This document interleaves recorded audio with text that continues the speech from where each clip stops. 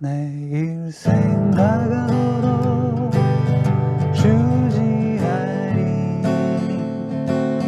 주 내게 기쁨 주네 주지하리.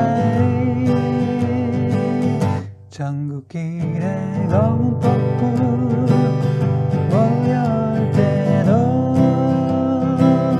주 나를 놓지 않네 주지하리. 주는 내 친구 진실한 친구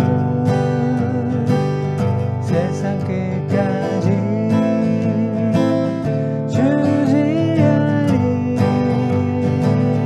전국길에 검은 폭풍 몰려올 때도 주 나를 놓지 않네 주지하리. 주는 내 친구 진실한 친구 세상 끝까지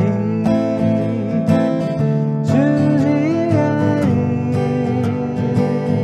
전국길에 검은 폭풍 몰려올 때도 주 나를 놓지 않네 주지하리.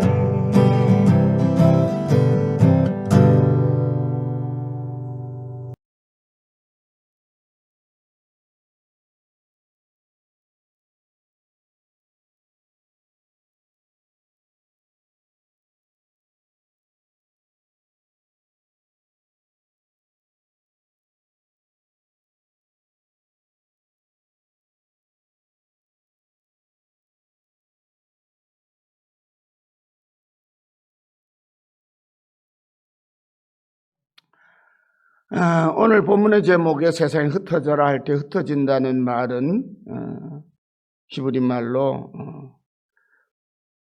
파우츠라는 말인데, 이 파우츠라는 말이 영어로 스캐터예요. 스캐터는 흩는다 그런 말도 있고, 또 흩는다는 말은 동시에 씨를 뿌린다, 파종한다는 뜻이 있어요. 우리에게 익숙한 성경에 나오는 용어로 치면 같은 의미의 말이 이스라엘이라는 말입니다. 이스라엘이 아니고요, 이스라엘. 한때는 북쪽 이스라엘의 왕도로도 사용했던 도시 이름이 이스라엘이죠. 이 이스라엘도 똑같은 의미를 가지고 있어요. 흩어버린다 또는 흩어서 뿌린다. 그런데 이스라엘의 그 단어를 그대로 풀면 하나님이 뿌리신다, 심으신다, 그런 뜻입니다. 그래서 우리 오늘 본문의 제목은 세상에 흩어져라 라는 말은 세상에 여러분의 믿음의 씨를 뿌려라. 하나님께 받은 은총을, 하나님께 받은 축복을, 하나님께 받은 삶의 능력과 선물들을 여러분의 삶의 현장인 세상에 파종하는 복음의 농부들이 되십시오. 그런 의미입니다.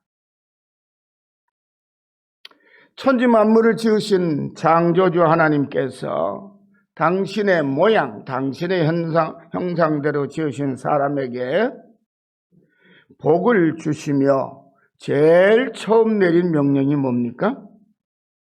생육하고 번성하여 땅에 충만하라. 땅을 정복하라.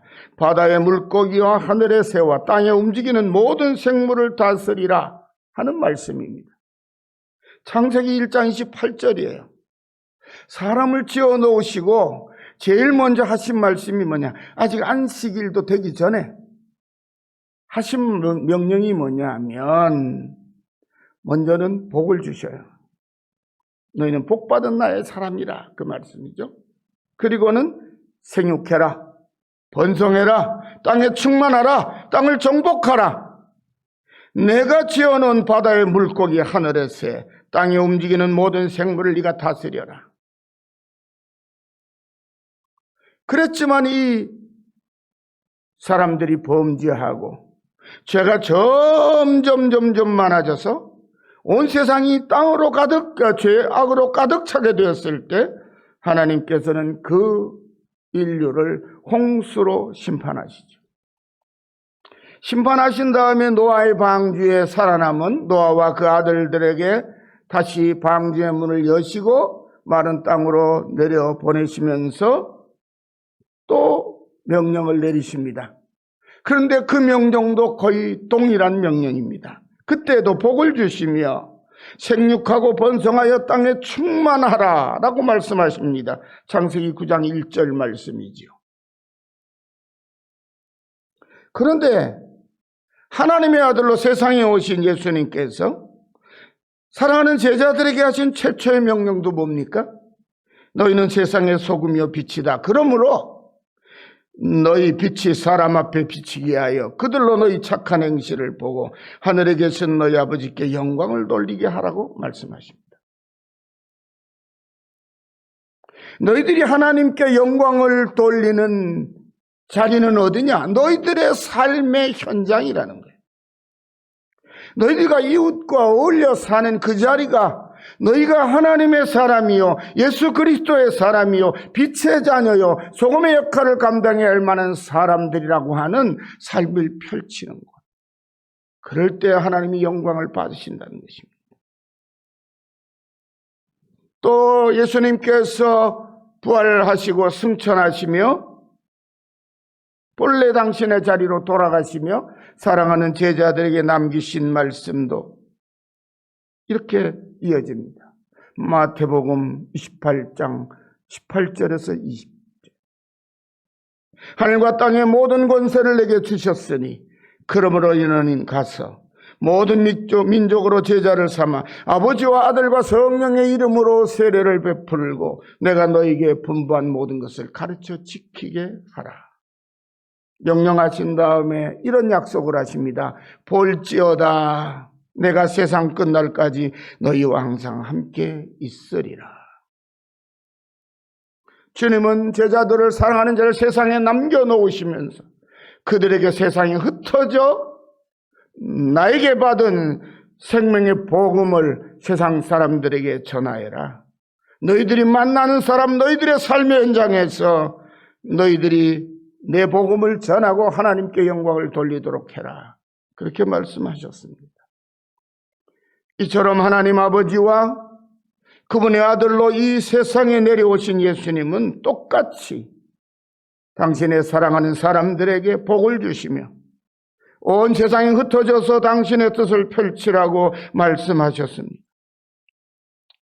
세상 인류의 역사를 살펴보아도 하나님의 이 말씀처럼 드넓은 세상으로 흩어진 백성들은 영토도 확장하고 큰 제국도 이루고 역사에 큰 이름까지 남깁니다. 하지만 드넓은 세상으로 뻗어나가지 않고 좁은 땅에 자기들끼리 옹기종기 뭉쳐서 편을 가르고 세력을 다툼을 하고 그런 나라와 민족은 오래가지 못하고 무너져서 역사의 뒤안길로 이름 없이 사라지고 말았지요. 그렇게 실패한 대표적인 예를 성경 속에서 찾아보면 바로 오늘 우리들이 읽은 말씀에 나오는 바벨탑을 쌓다가 실패하고만 니므롯의 나라입니다. 또 여호와 하나님의 선택을 받았지만 선민의 소명을 망각하고 가나안 땅에 머물러 자기들끼리 다툰 이스라엘 민족도 하나님의 심판을 받아 아스로와 바벨론에게 멸망하고 말았습니다.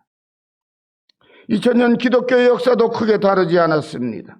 교회의 주인이신 예수님의 명령을 따라 복음을 들고 세상으로 흩어진 사람들은 칠흑같이 어두운 세상을 복되고 희망찬 신세계로 만들었습니다. 그리스도의 복음이 로마 제국을 변화시키기 전까지 로마 제국의 중심인 이탈리아 반도 북쪽의 대부분의 유럽은 야만인의 땅이요, 미개한 사람들이 살고 있는 땅이었습니다. 그런데 복음이 전해지자 조금씩 밝은 세상으로 나오기 시작합니다. 더구나 종교개혁이 일어난 이후로 생명의 복음을 받아들인 유럽 대륙은 마침내 세계의 중심이 되는 기적의 땅, 축복이 넘치는 대륙이 되었습니다. 오랜 세월을 전통이라 말하며 무속신앙의 지배를 받으며 가난하고 힘겹게 추운 땅에서 살던 사람들이 예수님의 복음의 빛을 받아 그 복음으로 온 세상을 밝히는 지식과 문화와 문명의 등불 역할을 하게 되었습니다. 이 모두가 주님의 명령을 따라 진리와 생명의 복음을 들고 세상으로 흩어진 그리스도인들의 하나님을 향한 순종과 헌신이 만들어낸 복되고 아름다운 열매들입니다. 하지만 그렇게 아름답고 활기찼던 유럽의 교회는 18세기 유럽의 나라들이 경쟁적으로 벌인 식민지 확장 정책에 함께 매몰되어 버렸습니다. 복음을 전하던 길이 식민지의 온갖 자원들을 수탈하는 통로가 되어 그 많은 부귀를 유럽으로 끌어모으는 역할을 하게 되었지요.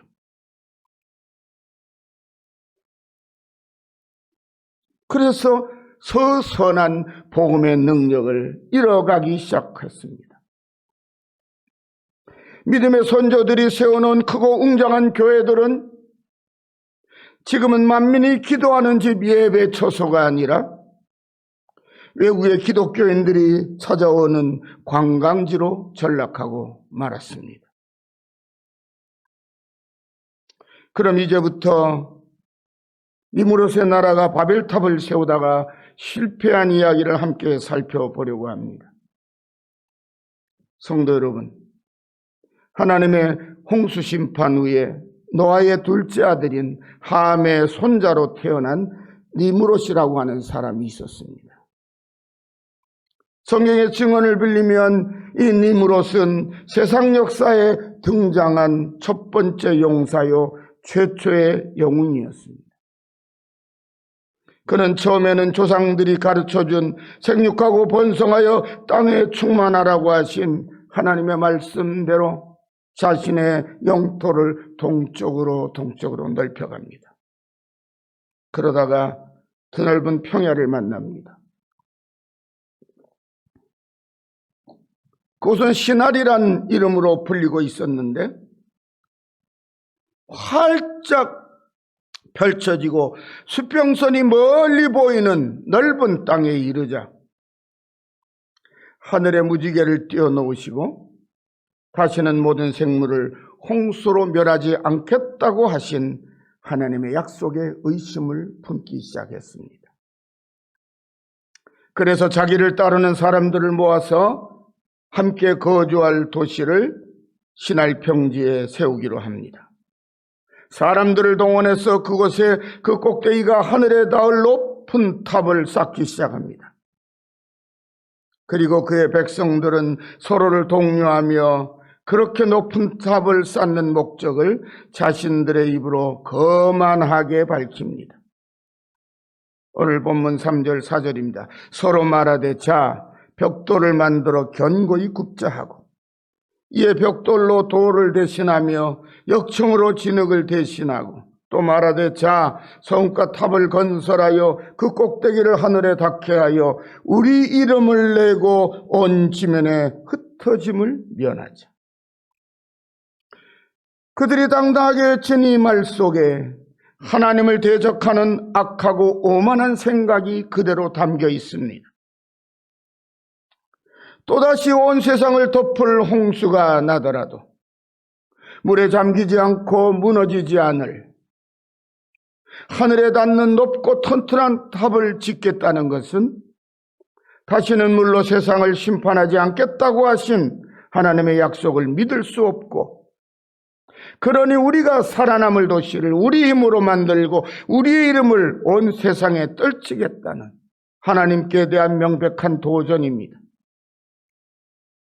그들이 의로한 대로 탑을 세우기도 전에 그들은 이미 마음속에 신할 평지 한가운데 하늘에 닿을 만큼 우뚝 솟아올라 온 세상에 그 탑을 세운 자신들의 위대한 이름을 드러내기를 바라는 그런 높고 크고 웅장한 탑을 마음속에 먼저 그리고 있었습니다. 그런데 하나님께서 사람들이 더 이상 흩어지지 않고 땅에 뭉쳐서 열심히 뭔가를 건설하고 있는 그 도시와 하늘을 향해 점점 더 높이 올라가고 있는 탑을 보시려고 그들 가운데 내려오셨습니다. 그리고 그들이 서로 주고받는 이야기를 들으셨습니다. 그들의 마음의 오만함을 확인하셨습니다. 그것을 확인하신 하나님께서 이렇게 말씀하셨습니다. 오늘 6절 7절입니다. 이 무리가 한 족속이요 언어도 하나이므로 이후로는 그 하고자 하는 일을 막을 수 없으리로다. 자, 우리가 내려가서 거기서 그들의 언어를 혼잡하게 하여 그들이 서로 알아듣지 못하게 하자. 하나님께서 그들의 언어를 혼잡하게 만들어 버리시자 사람들이 쓰는 말이 달라졌습니다.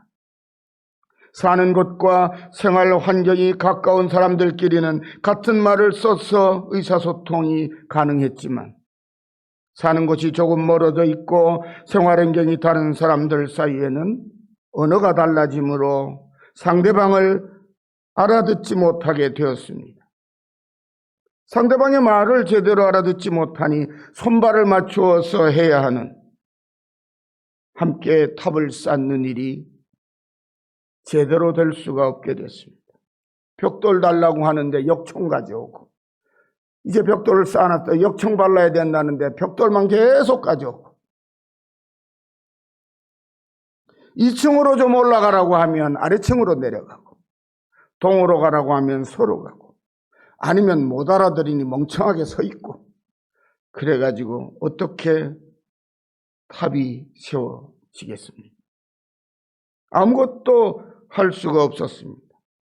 갈등만 일으키다가 모두 에이 못 알아먹겠어. 그리고 다 흩어지고 말았습니다. 여러분 말이 안 통하면 옛날이나 오늘이나 갈라서는 게 상책입니다. 안 통하는데 같이 있으면 속만 상합니다. 그죠?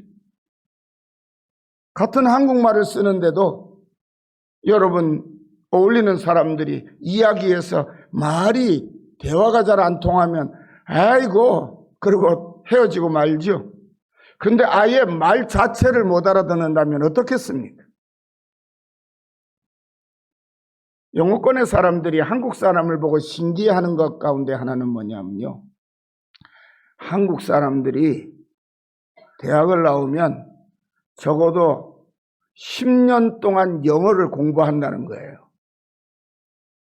그런데 영어 쓰는 사람만 만나면 긴장이 되고 얼어붙어서 그 배운 영어가 제대로 안 나옵니다.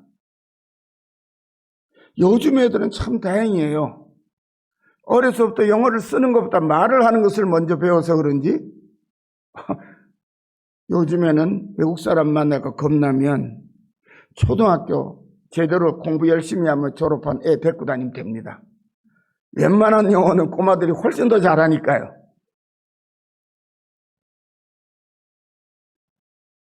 왜 영어가 두렵죠? 우리의 언어가 아니기 때문에 그런 거예요. 근데 서양 사람들은 한국에 와서 한국말이 세상에서 제일 배우기 어렵다고 하면서도 그걸 배워가지고 유창하게 쓰는 사람들이 많아요.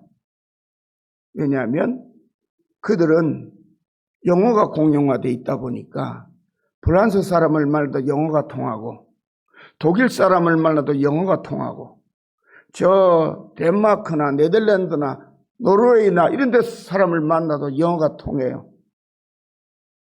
유럽 사람들은 일찍이 영어를 자기네들의 공용어처럼 받아들여서 제2외국어인데 거의 자기네 모국어처럼 잘 쓴다는 거죠. 말이 통한다는 것은 서로 마음이 통할 수 있다는 것을 의미하죠. 그런데 말이 아예 안 통하니까 어떻겠습니까?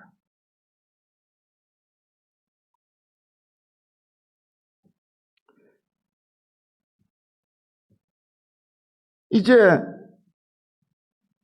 또다시 온 세상을 덮을 홍수가 나더라도 자기들 살아남을 그런 도시, 그런 높은 답을 꿈꾸며 있는 이 사람들, 그 사람들을 보시고 하나님께서 그들을 흩어버리신 것입니다.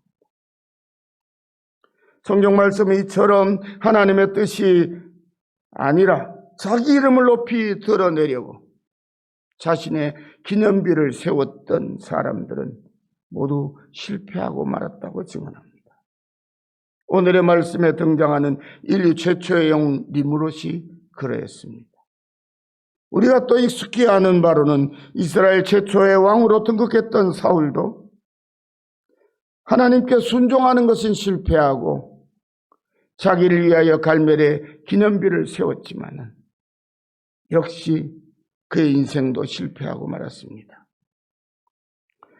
그리고 세상의 역사를 살펴보더라도 한때 역사에 화려하게 등장했다 사라진 수많은 영웅들의 삶이 다 자기 이름을, 자기 기념비를 세우다가 망합니다. 그러므로 특별히 하나님의 부르심을 받아서 교회를 섬기는 이 시대의 종들은 이 사실에 더욱 주목해야 합니다. 세상으로 나아가 일상생활과 삶의 자리에서 하나님의 뜻을 마음껏 펼쳐야 할 교인들을 계속 교회로 불러 모아 묶어두면 안 된다는 것입니다. 정작 교회에서 하나님의 뜻을 받들어 교회를 진리에 세우고 교회를 지켜야 할 자신은 세상으로 달려가 세상의 풍조와 시류를 따라 자기 이름을 내고 세상 부귀와 영광을 추구하는 일도 더 이상 이제 교회의 지도자는 계속하면 안 됩니다. 삼가하고 멈추어야 하는 것입니다. 저는 목회를 하면서 그런 생각이 들 때가 많습니다.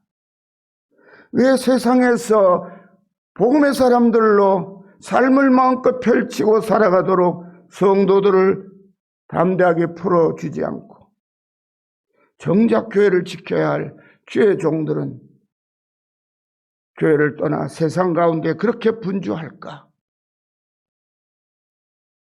그리고 좋은 소식을 전해주는 게 아니고 그렇게 세상으로 달려가서 듣기에 불편하고 마음에 상처가 되는 이야기를 만들어낼까?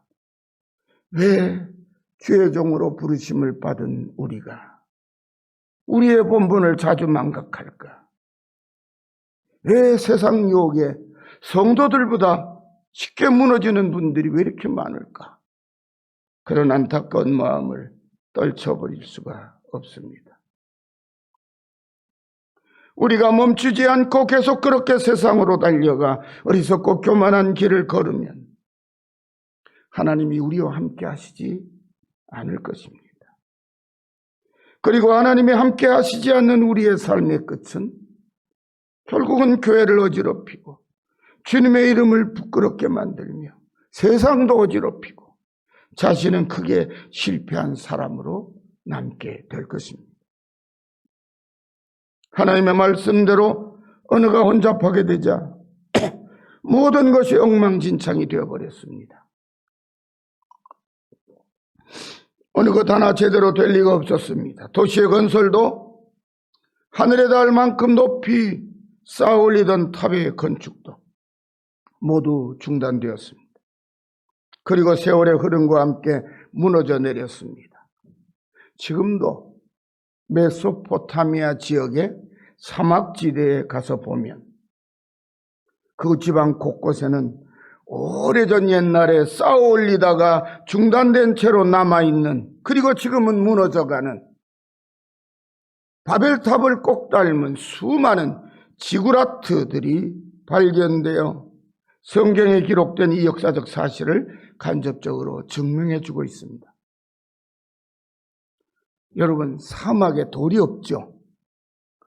그런데 그 사막에 이 모래와 그나마 날리는 흙들을 역청, 그질의 뻘, 석유 성분이 있는 뻘들, 콜탈이 있죠.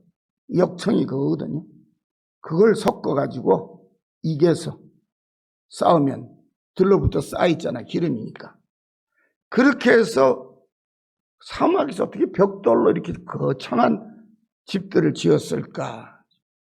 어떤 것은 지금도 거의 10층 높이, 20, 30m 넘게 세워져 있는 그것을 가리켜 지구라트라고 그래요. 그 명칭. 그게 굉장히 많아요. 그 시대의 사람들이 하늘을 향하여 높은 탑을 쌓고 그것을 자기들의 안전처로 생각하는 그런 역사가 한때 있었다는 것을 의미하지. 사랑하는 성도 여러분, 우리가 주님의 말씀대로 세상을 밝히는 참된 빛의 사람이 되려면 우리는 모두 아주 작은 불빛에 불과하지만은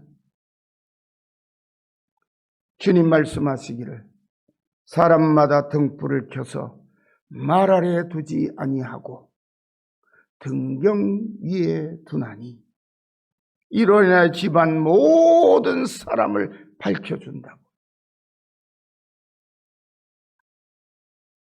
너희는 세상의 빛이 되어라. 그리함으로 그들로 너희 착한 행실을 보고 하늘에 계신 너희 아버지께 영광을 돌리게 하신 그 주님의 말씀을 자신들이 감당해야 할 명령으로 받고 흩어져 살아가는 생활의 현장에서 겸손하지만 진실하게, 그리고 작지만 담대하게 그리스도인다운 착하고 진실한 삶의 모습으로 우리의 주변을 밝혀야 하는 것이 우리들입니다. 저는 여러 번 우리 성도들에게 또 말씀드리고 또 말씀드립니다. 저의 목회지가 이 교회이듯이 여러분의 믿음에 씨를 뿌리고 열매를 맺는 것은 여러분의 가정이고 여러분의 직장이고 여러분의 일터입니다. 조금 더 과장해서 말씀드리면 그 자리가 바로 여러분들의 예배처이기도 합니다. 그것이 바로 여러분이 그리스도인이라고 하는 하나님의 아들이요 딸이라고 하는 것을 사람들 앞에 증명해 보일 수 있는 자리입니다. 종교개혁자들의 가장 큰 공헌은 바로 거기에 있습니다. 우리 개신교회, 오늘 기독교인들의 믿음의 선배라고 하는 청교들은 바로 그것을 가르쳤어요. 성직자들은 성도들에게, 성도들은 그 말씀을 듣고 자기 자녀들에게, 가족들에게 열심히 가르쳤어요. 그래서 미개지에 불과했던 유럽 대륙이 지금 세계에서 가장 잘 사는, 가장 앞서가는 나라가 되고 백성들이 된 것입니다.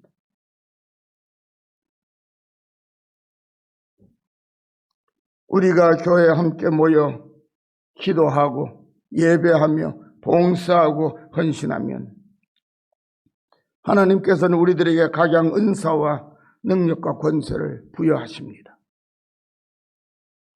여러분, 교회의 예배가 중요한 이유는 바로 여러분들이 세상 가운데 나가서 여러분의 삶의 자리에서 그리스도의 빛을 비추고 그리스도의 향기를 드러낼 수 있는 힘을 얻기 위함입니다.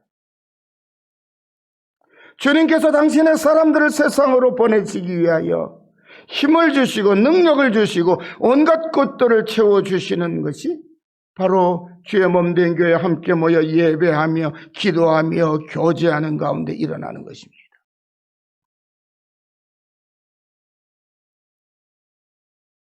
그렇게 모여 하나님께서 주시는 각양 은사와 좋은 선물들을 받았으면 그렇게 받은 하나님의 선물을 가지고 우리의 삶의 현장으로 나아가서 그것을 함께 어울려 살아가는 사람들에게 조심스럽게 펼치면 되는 것입니다. 그렇게 하는 것이 너희는 세상의 소금이니 세상의 맛을 내어라. 너희는 세상의 빛이니 세상을 밝히라고 말씀하신 예수님을 따르는 우리들의 순종과 헌신인 것입니다. 그런데 교회 모이면 한없이 열심이고 그보다 더 헌신하는 사람이 없는 것 같은데 세상 가운데 나가면 힘을 다 잃어버리고 빛을 잃어버리고 맛도 잃어버리고 그저 침울한 모습으로 살아간다면 그 침울함을 견딜 수 없어서 찾는 곳이 주님의 교회라면 그것은 너무나 안타까운 모습인 것입니다.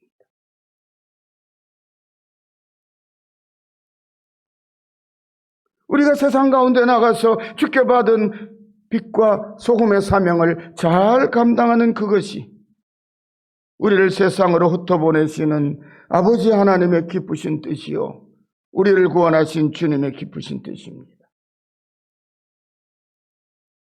오늘의 이야기는 인간적으로 생각하면 사람들의 언어가 혼란스럽게 되어 의도했던 일이 실패했고 불편하기 짝이 없게 되었습니다. 저는 성경 말씀 가운데 나오는 이야기 중에 제일 속상한 게 이 바벨탑 사건 때문에 언어가 달라진 사실. 왜요? 외국어를 좀 공부해 보니까 보통 인내심과 끈기가 없으면 잘 익숙해지질 않아요.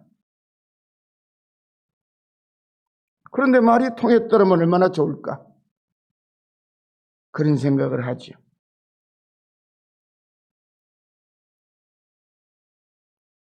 하지만 믿음의 눈으로 보면 그렇게 언어가 혼잡하게 됨으로써 사람들이 뿔뿔이 흩어져 살게 된 것이 오히려 하나님께 받은 이 지구촌을 오늘날처럼 더욱 다양하고 아름답게 만든 가장 절묘한 하나님의 한 수가 되었다는 것입니다. 성도들이 흩어져 살아가는 생활의 현장마다 하나님이 역사하시는 삶의 성전이 세워지는 그런 성전의 역동성이 일어난 것입니다. 여러분의 일터가 여러분으로 인해 작은 하나님이 함께 하시는 성전이 교회가 되시기를 축원합니다. 사랑하는 성도 여러분, 오늘의 교회 지도자들은 하나님의 영광을 위해서라고 외치며 인류 최초의 영웅님으로처럼 자기 아래 사람을 끌어모으고 자신의 이름을 알리기 위해 영적인 바벨탑을 쌓는 사업을 이제는 멈추어야 합니다. 하나님은 우리의 그런 교만을 용납하시지 않습니다. 무너뜨리십니다. 그렇기 때문에 결코 성공에 이를 수 없습니다. 한때는 성공하는 것 같습니다. 굉장히 놀라울 만한 업적을 이루는 것 같습니다. 그러나 하나님이 아닌 자기 이름을 높이려는 사람들은 다 무너져 내립니다. 그래도 탐욕스러운 사람들은 계속 헛된 꿈을 꿀 것입니다. 하지만 실제로는 하나님이 무너뜨리시기 이전에 먼저 서로의 욕심이 달라서 야망은 야무지고 크지만은 결코 마음을 합하여 하나 되어 성공할 수 없습니다. 부끄러운 이름만 남기게 된다는 사실을 우리는 지금 아프게 경험하고 있습니다. 사랑하는 성도 여러분, 우리들의 몸인 한국교회의 희망은 이름 없이 소문 없이 흩어져서 자신의 자리에서 착하고 진실한 그리스도인의 모습으로 이웃과 세상을 밝히며 살아가는 성도 여러분들에게 있습니다. 어떤 영웅 같은 위대한 목회자가 나와서 한국교회를 하나로 똘똘 뭉쳐서 세상과 맞서 싸우는 영적 전쟁을 승리로 이끌 것이라고 하는 기대는 아예 마음속에 담지 마시기를 바랍니다. 그런 일은 없습니다. 주님 한 분만으로 완성되고 말았기 때문입니다. 이제는 그 인류의 구원과 세상의 변화를 이루어 놓으신 주님의 부르심을 받고 주의 복음을 받아서 천국 백성으로 살아가는 저와 여러분 우리들 한 사람 한 사람 모두가 삶의 자리에서 조용하지만은 참되게 일으키는 변화들이 세상을 변화시킬 수 있고 한국교회를 살려낼 수 있습니다. 그렇게 신실한 믿음으로 함께하는 사랑하는 성도들이 온 세상 곳곳에 흩어져 살면서 하나님께로부터 받은 은혜와 사랑을 나누고 섬기는 이름은 알려지지 않을 만큼 아주 작지만 참으로 건강한 교회들이 있을 때에 한국교회는 희망이 있습니다. 또 주님의 부르심을 받아 세상으로 흩어져 낯설고 물선 먼 나라에서 하나님의 생명의 복음을 전하기 위해 자신을 바치고 살아가는 선교사님들과 그 가족들의 헌신에 한국교회 장래에 희망이 있습니다. 이처럼 소리 소문 없이 흩어져서 세상을 밝히며 살아가는 성도 여러분 모두의 삶의 현장인 가정과 일터와 성업의 자리마다 세상 가운데 흩어져서 세상 만민을 복되게 하라고 말씀하신 우리 아버지 하나님이 함께 하시며 채워주시는 은혜와 축복과 평강과 생명이 여러분의 삶 현장마다 항상 충만하시기를 빛의 근원 되시는 우리 주님 예수님의 이름으로 간절히 축원합니다. 기도합시다. 하나님 아버지 감사합니다. 저희는 모든 것이 허기져서 끊임없이 한 곳으로 끌어모으고 움켜쥐는 일에 익숙해져 있습니다. 그런 우리들의 모습을 보고 세상 사람들은 자기들과 조금도 다르지 않은 탐욕스러운 모습들을 보면서 너희는 그리스도 예수의 사람들도 아니고 너희는 이 사회에 필요한 교회가 아니라고 비난합니다. 저희들이 지은 잘못과 저희들의 어리석음 때문에 영광의 주님이 조롱받는 것을 저희들은 견딜 수 없을 만큼 아파합니다. 그러나 똑같은 잘못을 너무나 오랜 세월 동안 반복해 가고 있음에 너무나 두렵고 송구하옵니다. 저희를 변화시켜 주옵소서. 세상으로 씨를 뿌리듯이 흩어 보내시는 주님의 마음, 주님의 깊으신 뜻을 바로 헤아려 알게 하시고 주의 종들부터 성도들을 주의 몸된 교회에 머물러 있는 자로 가두어둘 것이 아니라 삶의 현장에서 마음껏 하나님의 뜻을 펼치며 주의 말씀을 전하며 그리고 그리스도인의 삶의 결실들을 함께 나누는 그런 모습으로 살도록 끊임없이 권하고 끊임없이 격려하며 함께 새로운 역사를 만들어 갈 수 있도록 주장해 주옵소서. 이제 우리 성도들의 삶의 현장마다 가정과 일터와 생업의 자리마다 하나님이 빛의 사명을 감당할 수 있도록 소금의 역할을 감당할 수 있도록 한량없는 은혜와 축복과 평강과 생명의 능력으로 충만하게 채워 주옵소서. 기쁨으로 감사함으로 주를 섬길 뿐만 아니라 허락하신 생업에도 기쁨으로 헌신하는 복을 누리게 하옵소서. 모든 말씀을 예수님의 이름으로 간절히 기도드리옵나이다. 아멘.